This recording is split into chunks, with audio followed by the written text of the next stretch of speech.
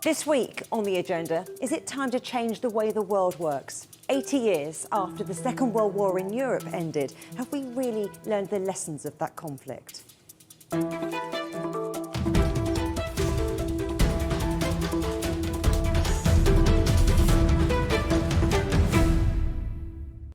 It's now 80 years since the Second World War ended in Europe.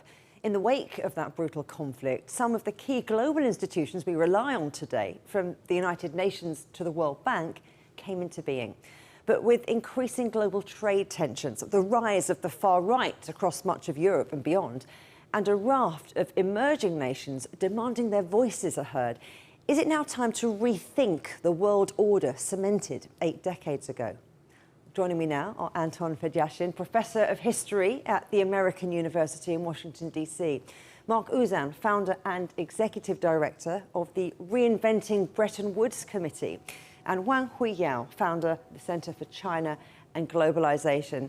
Great to have you all on the agenda, gentlemen. Anton, let me start with you, because 80 years ago, the United States, Europe, Russia and China stood together in the defeat of fascism. It doesn't really seem that they're standing together now. Why is that?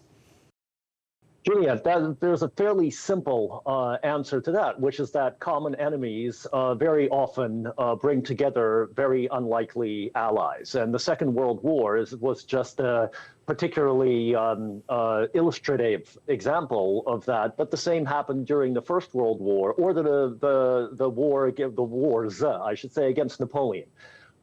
So that's what explains the short-lived nature of the Grand Alliance. Ultimately, realpolitik, state interests always eventually intervene once a common threat is removed. And that's exactly what began to happen from 1945 on. And we're still living with the legacy of the binary Cold War world that emerged out of the Second World War.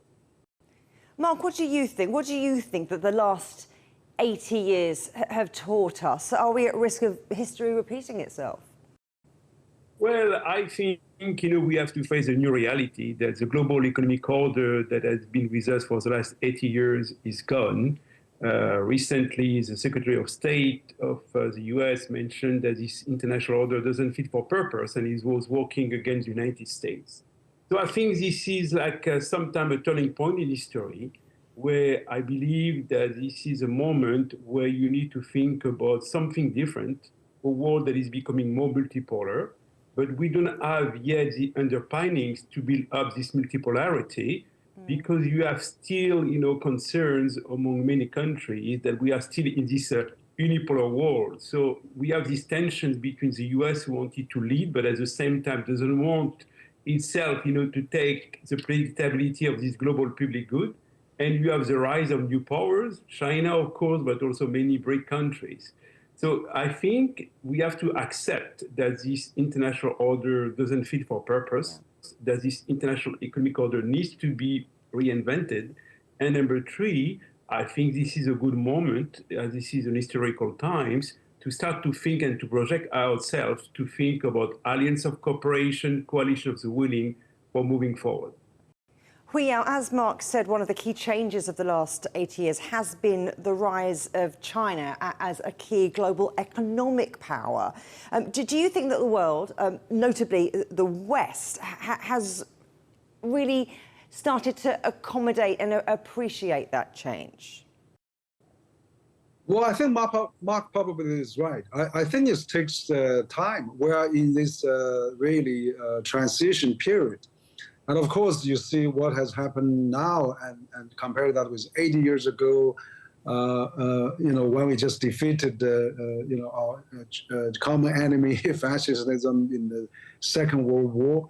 It's easy to rally and consolidate and establish some kind of a multilateral system. And as Marc mentioned, represents also talking on the Bretton Woods system. But now, 80 years later, we see the world has completely changed. And yet, I was in February at the Munich Secure Conference in Berlin. The conference kicked off this year report, which called multipolarity, first time across Atlantic. And now we recognize multipolarity. So multipolar world has come, and unipolar world is gone. And how the current system is not there. It's just like a child is growing out of his clothing that he's wearing. You know, he's already grown up now, and then the old suit doesn't fit anymore. So we need some new tailors and a new adjustment, a new improvement.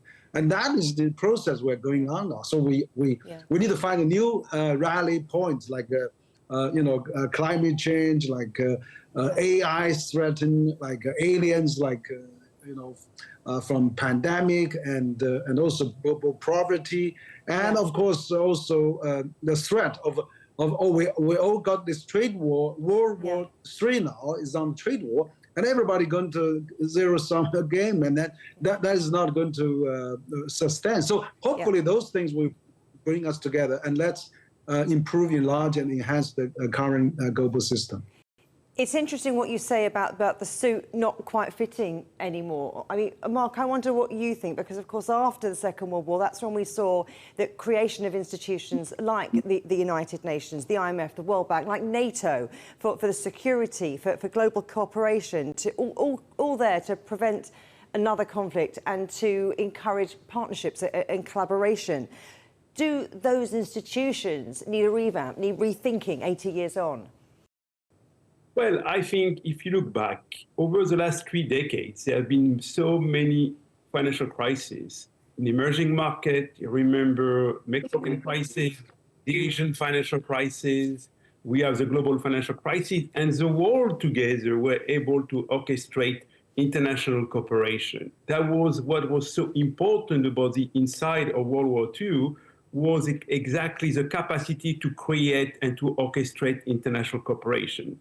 Now, it's not because you have a new administration in the US, it's because for the last 15 years, there was so many frustration among the rise of emerging economies to ask for better legitimacy, for better voice, and for a better governance. But we failed to adjust this governance structure. So now you have two things. You have the US withdrawing, not yet from the international institutions, but the sense that they are not working what they were supposed to do, and you have many emerging markets and developing countries who have been frustrating by the fact that the institutions have not evolved. So the global South frustration, and the US decided not yet to withdraw. I don't think the US will withdraw from the Bretton Woods institution, but you see the pressure they are putting on the IMF and the World Bank. So this is a turning point, and I believe this is maybe an important moment not to look back at what we have, but maybe to think differently, because the challenges we face are different. We are talking about, and we talk about climate, we talk about AI, we talk about many new challenges, what we call megatrends. So maybe we need to think, very, very carefully differently about innovation. And I am a believer that this is a moment of coalition of the willing, alliance of cooperation, because we still have interdependence in the global economy. This thing is not gone. So you've zoned in there on the global economy, on organisations like the IMF, on the World Bank. But what about security? And Anton, I'll bring you back in here for this one, because what NATO stands for is really got a big question mark over it at the moment. But, particularly it's seen as one of the underlying causes of the conflict in Ukraine. And I wonder how you see that organisation changing, all around this conversation around potential expansion. And how might that affect the rest of the world? Well, NATO, unfortunately, hasn't changed much. And let's remember that NATO was one of the outcomes of the breakdown of the Grand Alliance of the Second World War. NATO was a Cold War organization created right here in the city where I'm coming to you from in Washington, D.C. in 1949. And once the Soviet Union disappeared and the Warsaw Pact dissolved in the very beginning of the 1990s, NATO stayed on and continued to expand without really adapting terribly much to the post-Cold War world. So what's happened as a result of the West's inability to adjust to the new realities of the post-Cold War world is that regionalism is taking over.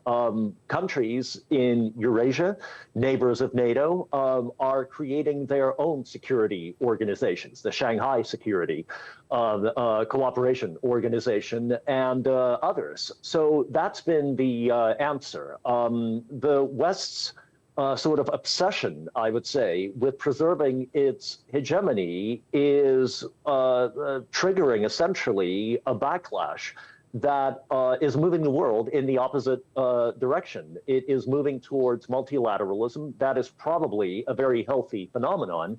But these kinds of changes, especially on a global scale, never happen without growing pains. And that's what we are going through. Unfortunately, countries who are caught on the fault line of these tectonic geopolitical shifts, countries such as Ukraine and Syria, and Iraq, by the way, and Libya, those countries are absolutely wrecked by these geopolitical changes. And that's a tragedy for their populations and for the populations neighboring them.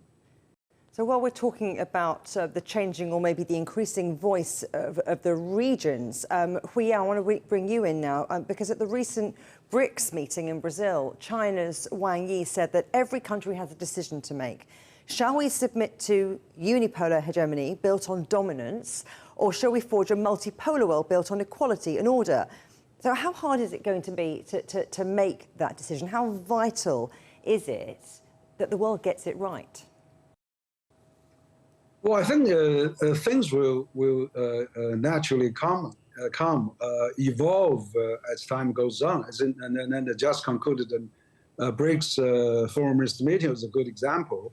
And also, the Chinese Foreign Minister Wang, you mentioned that this BRICS Foreign Minister meeting, that BRICS countries actually also do better in terms of promoting peace, mediating peace, and it can help stabilize the world. For example, at the war in Ukraine, Russia there, the BRICS country can play a big role in terms of stabilizing.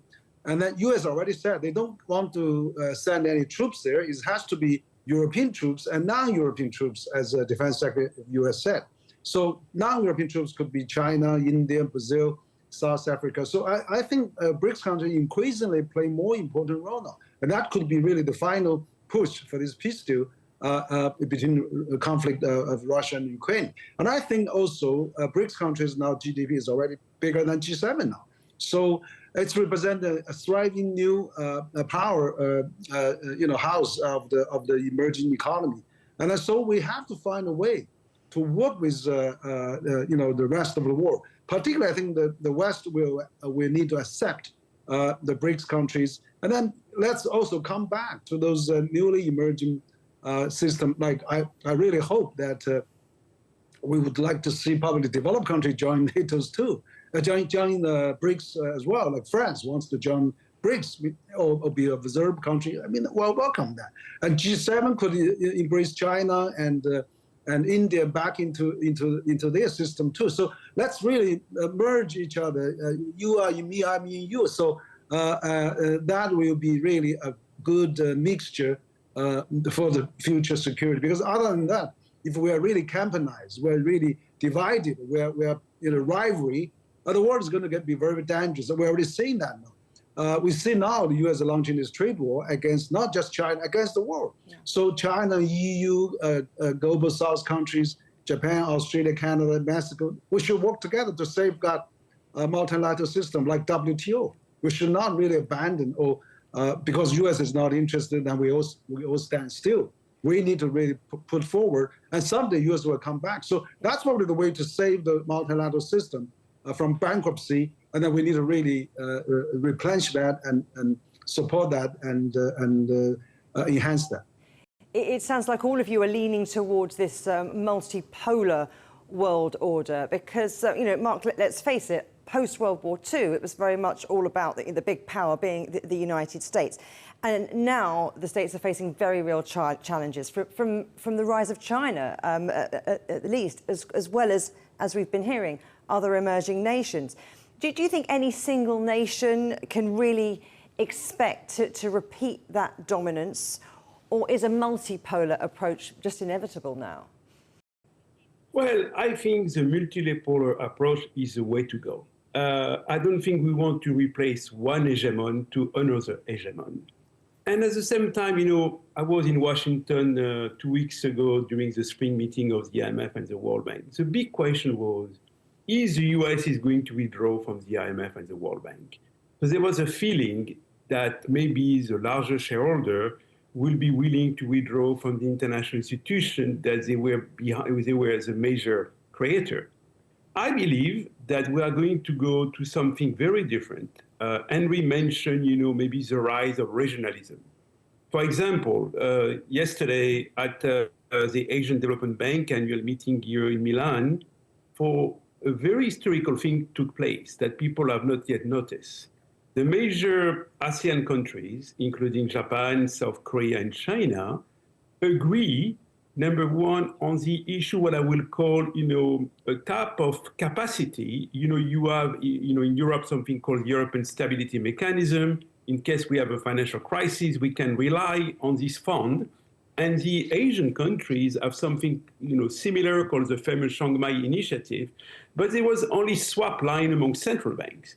They agree yesterday that under the regional institution called AMRO, that they will commit, capital money from each of these governments. So you are going to see I believe, the emergence of a regional monetary fund.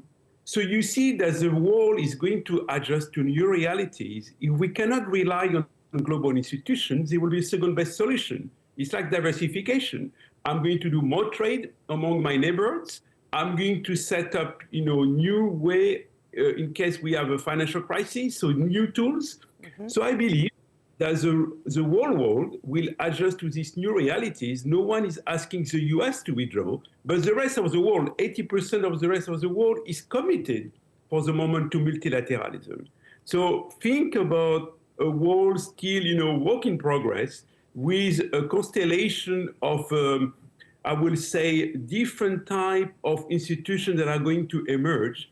I think that the IMF and the World Bank will be in a situation where they will be a little paralyzed for the next 4 years because they will be concerned to speak. You remember they are afraid of speaking about climate these days, but the rest of the world will not wait. Think about a major balance of payment adjustment at the global level. So this is, I would say, a change in global governance. We might rely less on global institutions, and we're going to rely more on regional capacities.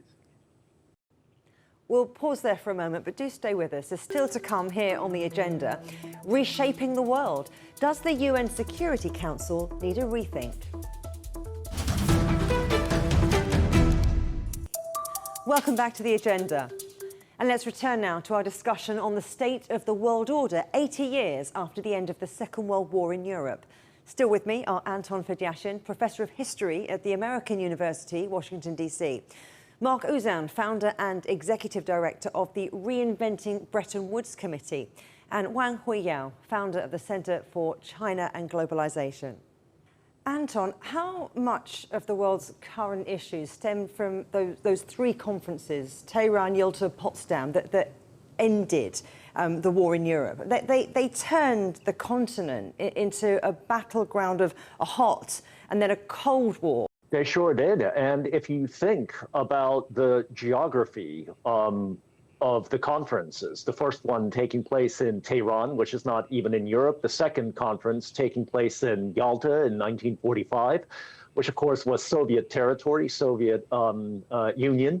And then the third conference in Potsdam, taking place on the outskirts, in the western suburb, essentially, of a completely ruined German capital in the middle of a ruined continent. It really sort of, when you think about it geographically, it tells you that the Second World War really brought an end to Europe as a subject of international politics. And by destroying itself, Europe essentially ceded its place, which it had held for several centuries, by the way, since the Columbian era of discovery. exceeded it to the extremes of Western civilization. One eastern extreme, the Soviet Union, the other one, a Western extreme, the United States. And so we got a bipolar world. It was a major shift. But please also understand, and this I think it's always worth remembering, and I remind my students of this constantly, that from the global South's perspective, as we call it today, from the non-Western world's perspective, the Cold War itself was a Western battle. It was a battle between capitalism and communism, both of which are Western ideologies, Western systems, if you want. And during the Cold War, the Third World, or the non-aligned movement, began to slowly emerge at Bandung first in 1955, then in Belgrade in 1961.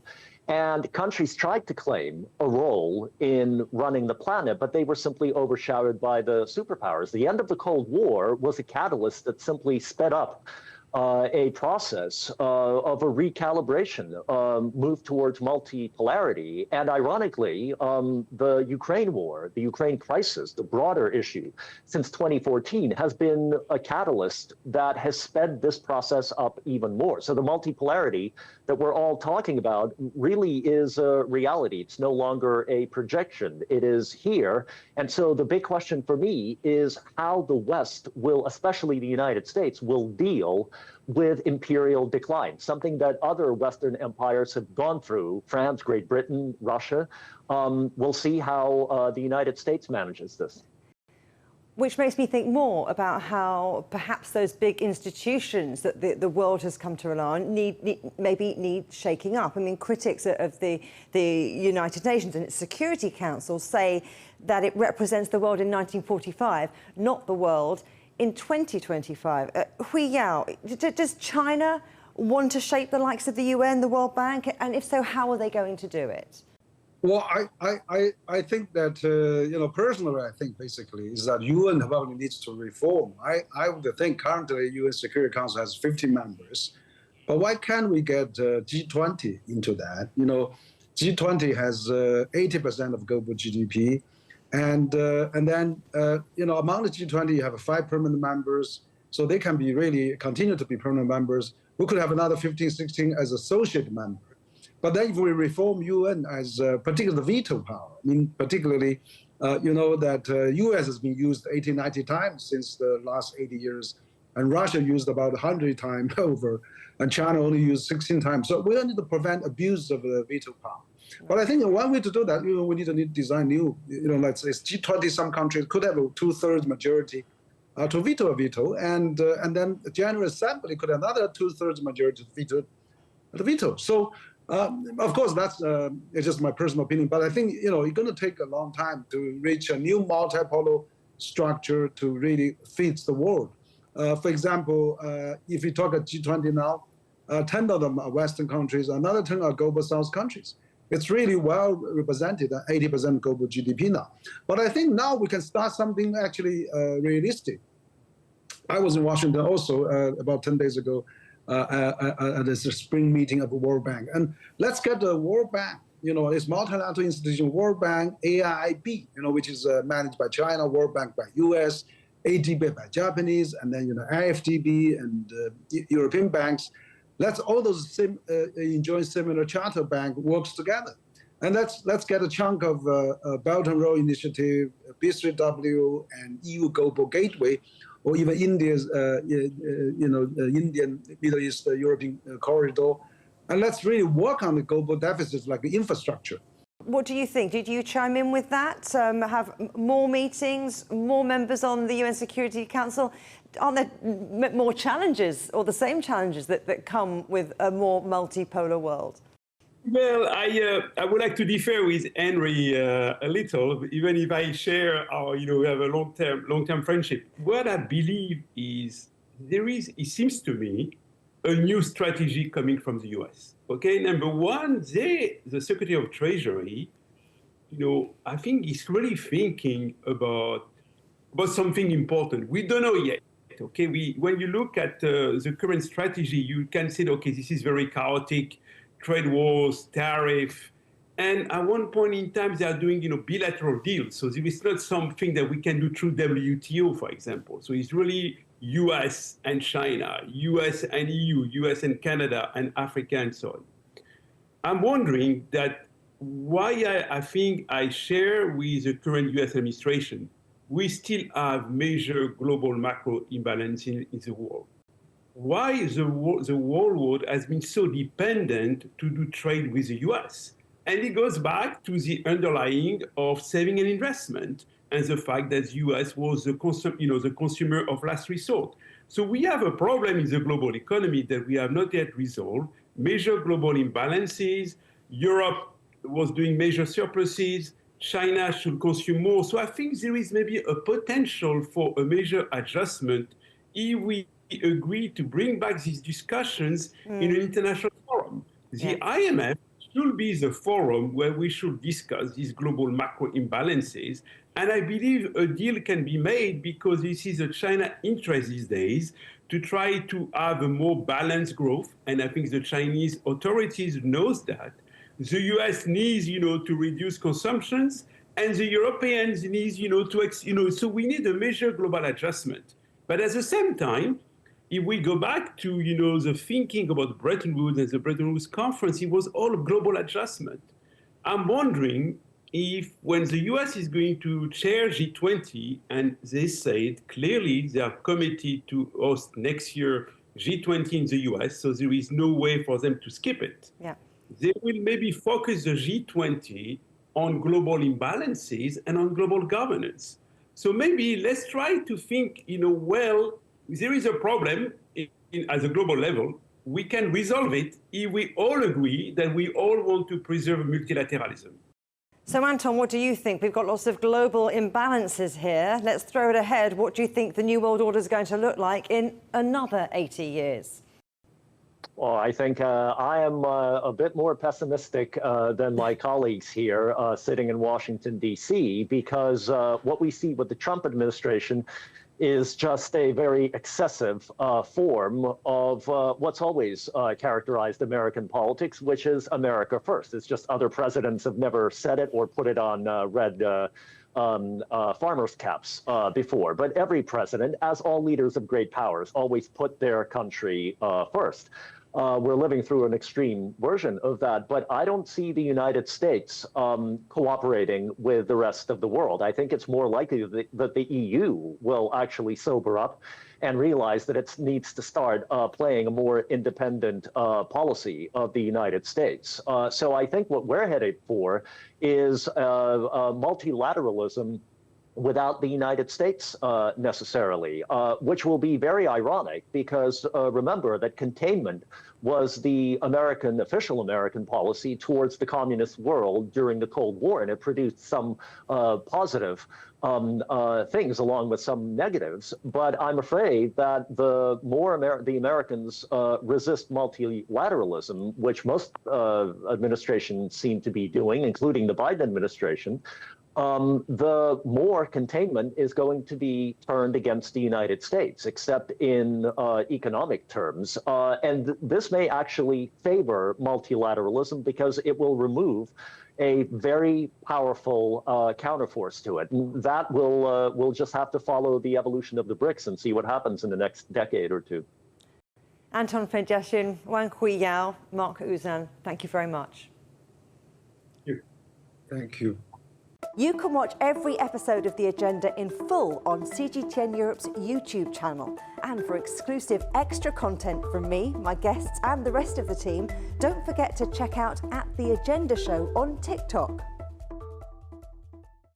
Coming up on a future agenda, promoting the private sector, we'll hear how China's new plans could revolutionise the national and global economy. But for now, from me, Juliet, Mann, and from all of the Agenda team here in London, goodbye.